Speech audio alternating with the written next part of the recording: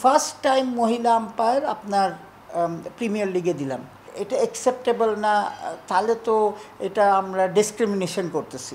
তারা কমপ্লেন করেছিল যে তারা খেলবে না, পরে দে অ্যাকসেপ্টেড। মোহামেডান বলেন, প্রাইম ব্যাংক বলেন, ওদের ম্যানেজাররা প্রথমে যখন জেসিকে দেখছে, যেহেতু এটা তার ফার্স্ট ম্যাচ ছিল, তাদের একটা ছিল যে এরকম একটা ইম্পর্ট্যান্ট ম্যাচে কেন আমরা একটা অনভিজ্ঞ, তাদের কথা অনভিজ্ঞ আম্পায়ার দিয়েছি।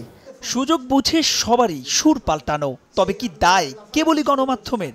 অন্তত বিসিবির অনেক কর্তা ব্যক্তির ইউটার্ন দেখে তো তাই মনে হবে। খেলোয়াড়রা তাকে নিয়ে কোনো প্রশ্ন তুলেনি, প্রশ্ন তুলেছেন কয়েকজন কর্মকর্তা। তা আমি মনে করি তারাও যে প্রশ্নটা তুলেছেন, তারা তাদের ক্লাবের স্বার্থে হয়তো তুলেছেন, এবং তারা খুব কঠোরভাবে যে প্রতিবাদ বা এটার বিরোধিতা করেছেন এমনও নয়। প্রাইম ব্যাংক মোহামেডান ম্যাচ, সাথীরা জাকির জেসি আর নারী আম্পায়ারিং এই মুহূর্তে দেশের ক্রিকেটের টক অব দ্য টাউন। পুরো ঘটনা মিথ্যে প্রমাণ করতে, ক্লাবগুলোর অবস্থানকে জায়েজ করতে উঠে পড়ে লেগেছে একটা পক্ষ। মুশফিক মাহমুদুল্লাহর দল নয়, কেউ কেউ টেনে এনেছেন খোদ মুশফিক মাহমুদুল্লাহকেই। কিন্তু প্রশ্ন হলো, পরিস্থিতি ঘোলাটে করলো কারা? ঘটনার পরে দেশের একটি গণমাধ্যমকে দেয়া এক সাক্ষাৎকারে নারী আম্পায়ারিং নিয়ে নেতিবাচক মন্তব্য করেছিলেন তামিম ইকবালের দল প্রাইম ব্যাংকের ম্যানেজার শিকদার আবুল হাশেম কঙ্কন। বলেন, মহিলা আম্পায়ার দেবে এটা তো জানি না আমরা। বাংলাদেশের মহিলা আম্পায়ারের অভিজ্ঞতা কেমন এটা তো আমরা সবাই জানি, আপত্তি করি না। যেহেতু এটা বড় ম্যাচ, এখানে নিয়মিত যারা করে তাদের আশা করেছিলাম। মহিলা আম্পায়ার দেখেন যেটা এলবিডব্লিউ সেটা দেয় না, যেটা হয় নাই সেটা দিয়েছে।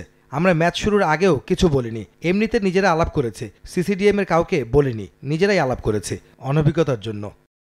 মিঠু ভাই, ওনার সাথে আমাদের কোনো কথা হয়নি এই বিষয়ে, আমরা কোনো ধরনের অভিযোগ আমরা করি না ভাই। এটা হয়তো বা কিভাবে নিউজটা গেল আমি জানি না। তারাই আবার গণমাধ্যমের সংবাদ প্রচার হওয়ার পর বড় করে পাঠিয়েছেন প্রতিবাদ লিপি।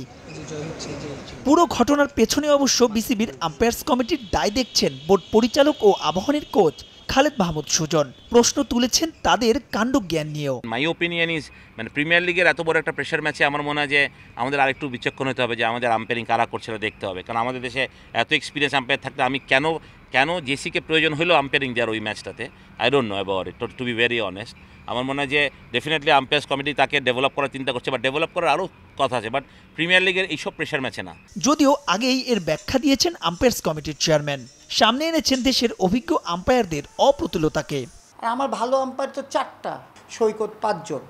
হ্যাঁ, সেই 5 জনকে দিকে আমি এত ম্যাচ করানো সম্ভব? আর রোজ রোজ এই হিটে সম্ভব তো না। তো সুতরাং আপনার যে তারপরে যে পাইপলাইন আছে তাদের তো আমাদের ইউজ করতেই হবে।